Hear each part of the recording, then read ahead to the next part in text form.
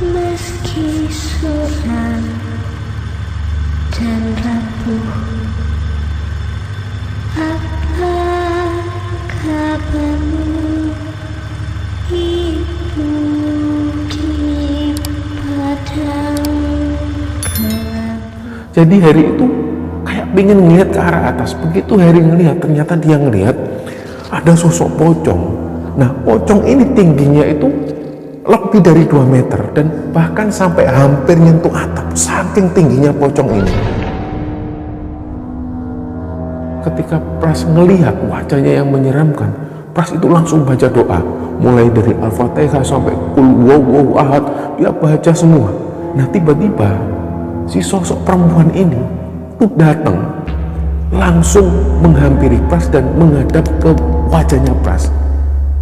Si sosok perempuan ini langsung bilang, "Wajon saisok mulai, aku rawat dit."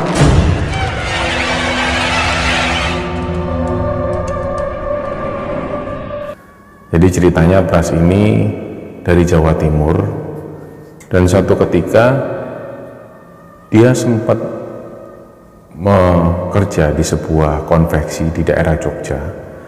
Nah, disinilah dia menceritakan kejadian-kejadian horor yang dialami Pras dan juga dialami teman-temannya. Nah, yang membuat Pras membagikan cerita ini karena pada saat tinggal di rumah itu, ini gangguannya benar-benar barbar.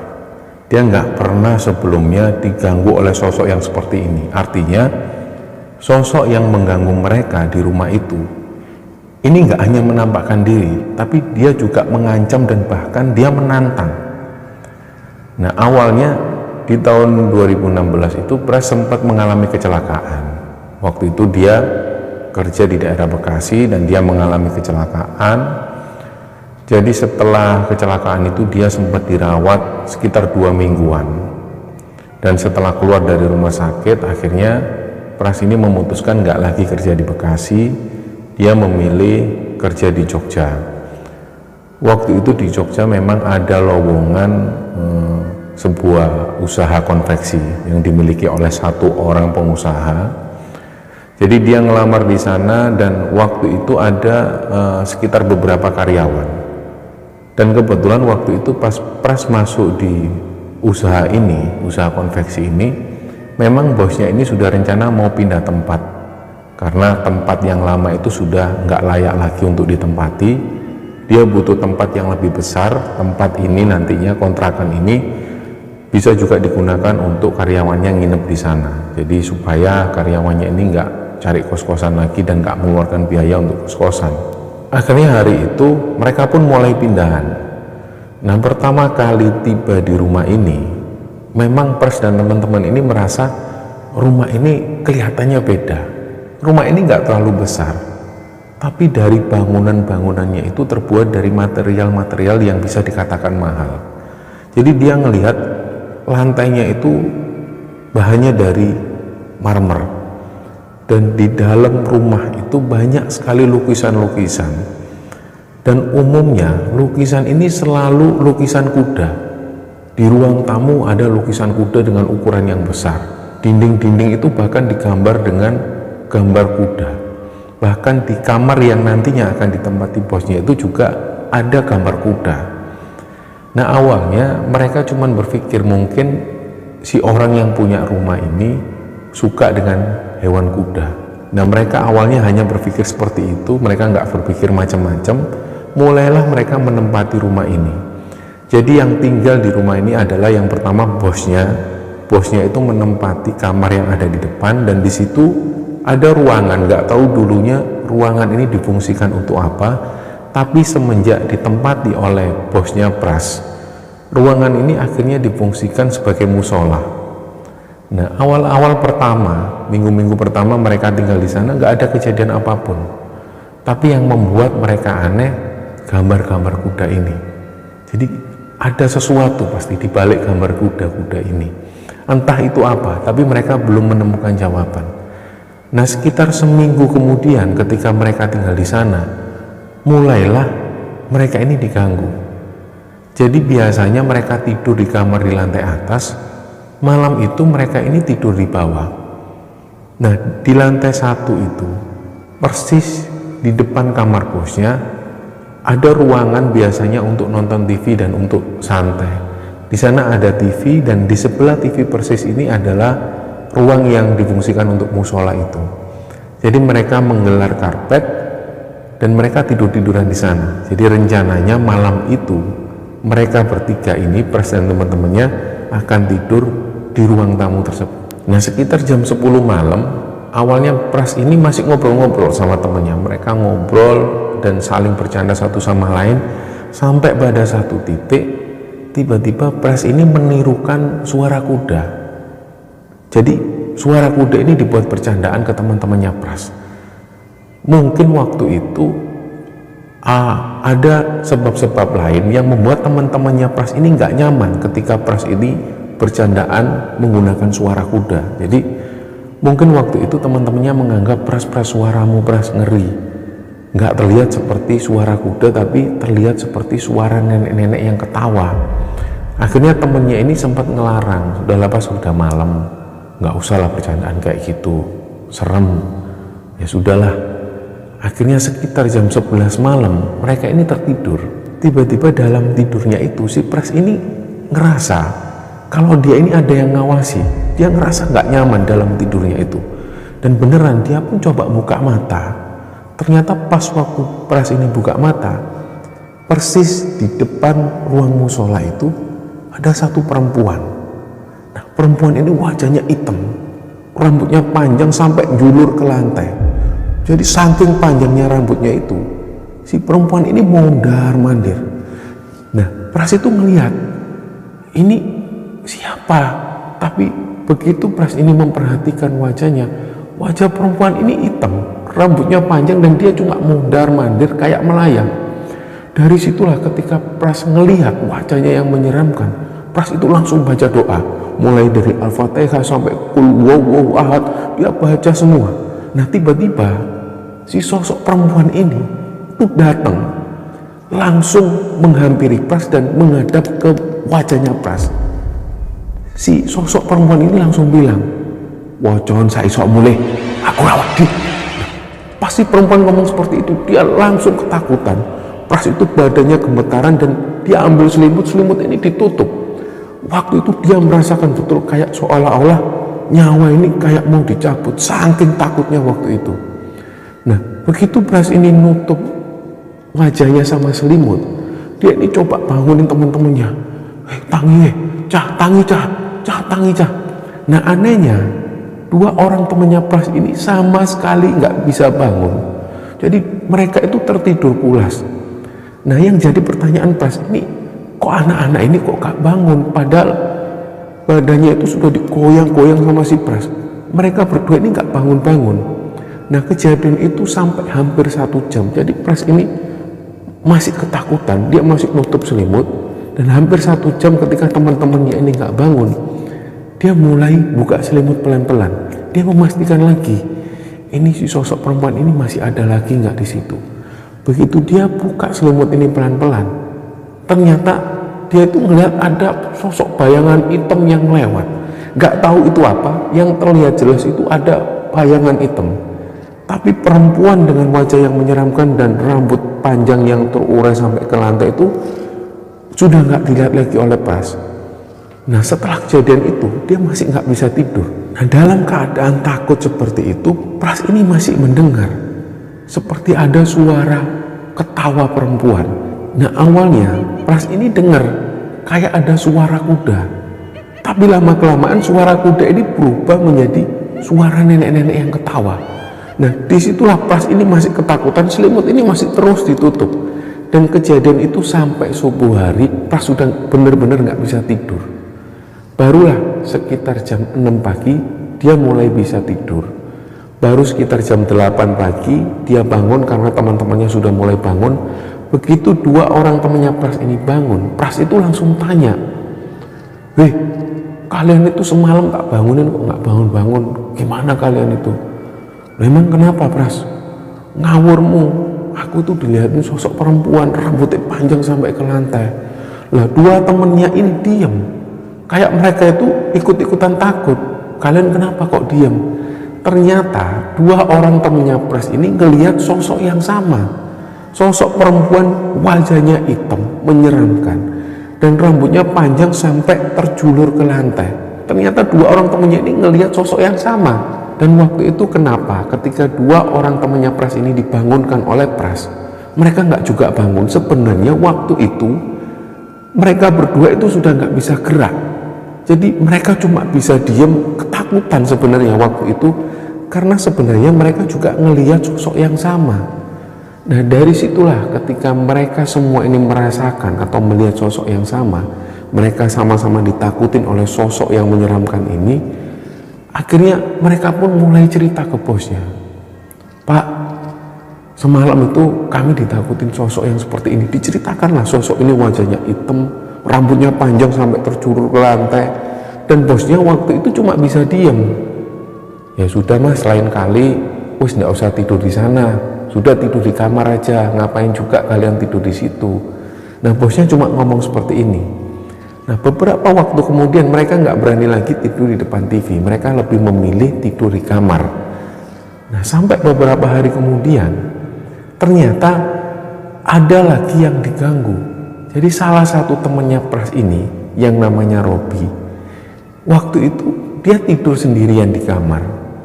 Nggak tahu dua orang temannya Pras dan satu orang lagi ini kemana, dia nggak tahu. Robi sendirian di kamar dan bosnya waktu itu ada di kamar bawah. Nah, satu malam dia ini ketiduran sambil nungguin Pras dan satu orang temannya lagi. Dia ketiduran sekitar jam setengah 12 malam kalau nggak salah waktu itu. Tiba-tiba dia dengar ada suara langkah kaki, glek, glek, glek. Nah, dia sudah mikir dari awal, kok ada orang yang pakai sepatu, padahal seharusnya semua yang ada di rumah itu nggak pakai alas kaki, sekalipun itu bosnya sendiri nggak pernah pakai alas kaki. Tapi dia dengar kayak ada suara sepatu. Nah, semakin lama didengerin, ternyata suara sepatu ini berubah jadi suara langkah kaki kuda, depak, dan itu benar-benar lewat di depan kamarnya. Disitulah Robi ini sudah nggak bisa ngapa-ngapain. Dia nggak mau keluar kamar dan dia juga nggak bisa bergerak sedikit pun. Jadi dia cuma diam. Nah, kejadian itu sampai sekitar setengah jam.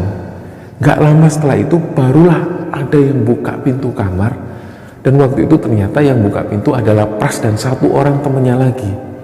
Langsunglah mungkin waktu itu ketika Pras ini ngelihat si Robi itu wajahnya pucat, Pras itu langsung tanya, "Kamu kenapa, Bi?" "Aku tolong ambilin minum, Pras, ambilin minum, Pras." Nah, satu orang temannya lagi ini langsung turun ambil minum. Setelah si Robi ini minum, barulah Robi bisa cerita tentang kejadian yang dialami waktu itu. Siang itu pas lagi mereka ini lagi makan, Heri tiba-tiba cerita, "Kalian tahu nggak? Sebenarnya aku ini juga pernah diganggu." "Loh, diganggu apa, Her?" Heri pun cerita, ternyata Heri ini sempat mengalami satu kejadian yang gak pernah bisa dia lupakan. Malam itu ternyata pas waktu mereka bertiga tidur di bawah, persis di depan TV, sebenarnya Heri ini dilihatin sosok yang menyeramkan. Jadi waktu itu Heri ini tiba-tiba gak bisa gerak dan seolah-olah ada yang memaksa untuk dia ngelihat ke arah atas. Jadi Heri itu kayak pengen ngelihat ke arah atas. Begitu Heri ngelihat, ternyata dia ngelihat ada sosok pocong. Nah, pocong ini tingginya itu lebih dari 2 meter dan bahkan sampai hampir nyentuh atap, saking tingginya pocong ini. Begitu Heri ngelihat sosok pocong ini ngelihat ke arah Heri dan kayak seolah-olah dia itu marah. Di situ Heri ini sudah nggak bisa gerak sedikit pun. Dia langsung nggak tahu dia pingsan atau dia tertidur lagi. Dia nggak ingat kejadian itu. Nah, begitu Heri cerita ke Pras dan juga si Robi, dia ngeliat sosok pocong yang tingginya itu lebih dari 2 meter. Langsunglah mereka itu diam. "Kamu kok nggak cerita dari awal, Her?" "Nah, aku ini sebenarnya takut." Jadi Heri ini sebenarnya orang yang penakut, dan sebelumnya dia nggak pernah dilihatin sosok yang menyeramkan seperti ini. Apalagi waktu itu adalah pocong yang tingginya lebih dari 2 meter. Jadi benar-benar membuat Heri shock waktu itu. Nah, orang lainnya yang tinggal di rumah itu selain 3 anak-anak ini adalah bosnya sendiri. Tapi selama tinggal di sana, hampir 1 bulan lamanya, bosnya ini belum juga cerita. Nah, jadi mereka cuma diem. Nah, satu kali mereka ini kerja seperti biasa mereka kerja. Karena Pras ini penasaran, Pras waktu itu memberanikan diri tanya ke bosnya. Dia tanya, "Pak, Bapak selama tinggal di sini ini ada gangguan nggak, Pak, yang aneh-aneh?" "Gangguan apa, Pras?" "Ya gangguan apa gitu loh, Pak. Kayak saya sama teman-teman ini loh. Kita semua ini pernah diganggu di sini. Kalau saya pernah dilihatin sosok perempuan yang menyeramkan itu yang wajahnya hitam. Nah, kalau si Robi itu pernah dengar ada suara derap langkah kuda yang melintasi di depan kamarnya Robi. Nah, kalau si Heri ini, dia cerita, Pak, dia pernah dilihatin sosok pocong yang tingginya lebih dari 2 meter sampai hampir nyentuh atap di lantai 2. Nah, kita semua ini kan pernah diganggu. Masa Bapak ini nggak pernah diganggu?" "Ah, enggak ah, saya nggak pernah diganggu ah, jangan aneh-aneh. Sudah sana kerja." Nah, setelah itu Pras ini tetap kerja. Jadi dia cerita ke teman-temannya, "Enggak kok, Bapak nggak pernah diganggu. Sudahlah, berarti memang apesnya kita aja." Nah, setelah beberapa lama mereka tinggal di sana, suatu kali mereka ini dapat informasi dari tetangga-tetangga yang ada di sana bahwa sebenarnya rumah yang mereka tempati itu, ya rumah yang dikontrak oleh bosnya itu, dulunya ini sempat mangkrak 10 tahun. Jadi 10 tahun sempat nggak dihuni oleh siapapun. Nah, si orang ini, si tetangganya ini cerita, "Dulu Mas, jadi ceritanya rumah sampean itu, yang sampean tempati itu, kenapa kok banyak gambar-gambar kuda? Beliau itu memang kata orang-orang di sini ini, beliau itu pakai pesugihan jaran goyang itu loh Mas. Nggak tahu bener apa enggak. Yang jelas orang ini pakai pesugihan, dan kata orang-orang beliau ini pakai pesugihan jaran goyang. Beliau ini asalnya dari Jawa Timur. Nah, kenapa di rumahnya itu banyak sekali lukisan kuda yang memang seperti itu. Nah, sebelum orang ini meninggal, rumah ini sudah dipasrahkan sama satu saudaranya dari Jawa Timur. Jadi setelah pemilik rumah ini meninggal, ya rumah ini dibiarkan kosong gitu aja. Ada kalau nggak 10 tahun rumah ini kosong Mas. Terus bosnya sampean yang ngontrak rumah ini. Nah, ketika dapat informasi dari tetangganya, akhirnya mulailah Pras dan teman-teman ini menghubung-hubungkan. Ya berarti selama ini kita dilihatin sosok-sosok seperti itu ya wajar, karena dulunya si pemilik rumah ini adalah menganut ilmu pesugihan. Nah, beberapa hari setelah itu ternyata bosnya ini langsung mengungkapkan kejujurannya. Nah, siang itu pas waktu mereka ini kerja, bosnya itu datang. Kelihatan sekali kalau bosnya itu loyo. Dan begitu bosnya ini duduk, beliau ambil minum, langsung cerita ke teman-teman yang lain itu. "Benar kata kalian." Lah, teman-teman ini juga heran. "Bener apanya Pak?" "Ya bener kata kalian itu. Kalian kan pernah tanya ke aku, itu si Pras itu tanya ke aku kan Pras.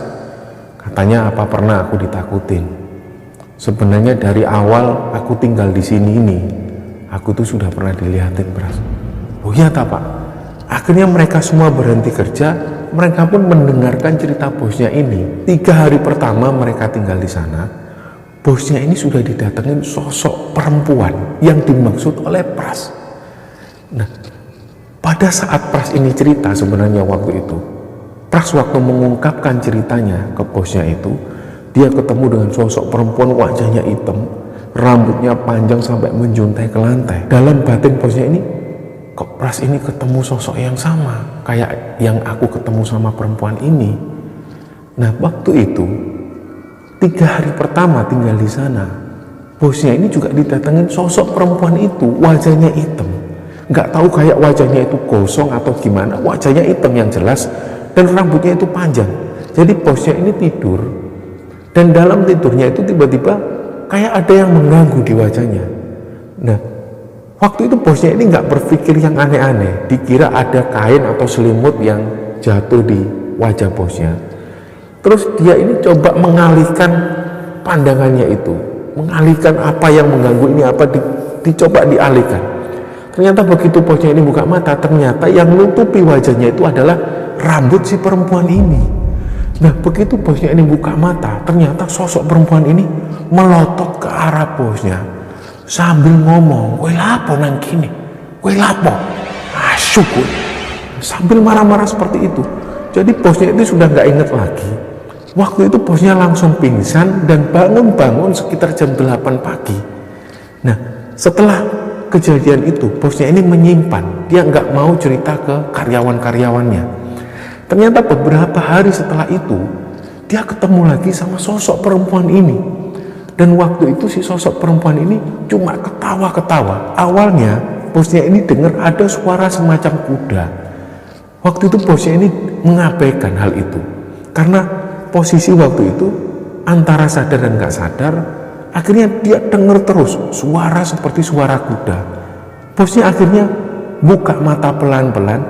Begitu bosnya ini buka mata, ternyata suara kuda ini bukan suara kuda, tapi suara ketawanya perempuan ini. Suaranya itu melengking dan sampai-sampai membuat bosnya waktu itu nggak berani lagi buka mata. Dia akhirnya kembali lagi menutup mata dan bantal ini ditutupkan ke wajahnya. Setelah itu langsung bosnya ini pingsan lagi. Nah, setelah bosnya ini mengungkapkan semuanya, ternyata bosnya ini juga diganggu. Bahkan 3 hari pertama pada saat bosnya tinggal di rumah itu, bosnya ini sudah diganggu. Barulah presiden teman-teman ini ngomong ke bosnya, "Pak, Bapak tahu nggak asal-usul rumah ini? Mungkin Bapak tahu atau dengar dari tetangga-tetangga yang ada di sini." Nah, bosnya sendiri ngomong, mengaku bahwa dia nggak pernah dengar hal itu. Barulah presiden teman-teman ini cerita, "Pak, kami pernah dapat cerita dari tetangga yang ada di depan rumah itu. Dulu rumah ini pemiliknya adalah seorang penganut ilmu pesugihan, katanya pesugihan jaran goyang. Nah, itulah kenapa di rumah ini banyak sekali gambar-gambar kuda. Dan rumah ini, Pak, sempat kosong selama 10 tahun lebih." Nah, ternyata setelah perbincangan itu, setelah perbincangan bosnya dan juga presiden teman-teman ini, malam-malam selanjutnya mereka ini malah semakin sering diganggu dan gangguannya semacam itu. Dan sekali waktu mereka juga dengar ada suara kuda yang melengking sekali, dan lama-kelamaan suara ini berubah menjadi suara ketawanya seorang perempuan tua. Dan gangguan-gangguan semacam itu kerap mereka alami, sampai-sampai mereka pun gak kerasan, dan akhirnya bosnya pun memutuskan untuk pindah dari rumah itu. Nah, singkat cerita, akhirnya mereka pun pindah dari rumah itu menempati kontrakan yang baru. Dan semoga kisah ini bisa diambil hikmah dan bisa diambil pelajaran oleh teman-teman semua. Mohon maaf kalau ada salah kata. Wassalamualaikum warahmatullahi wabarakatuh.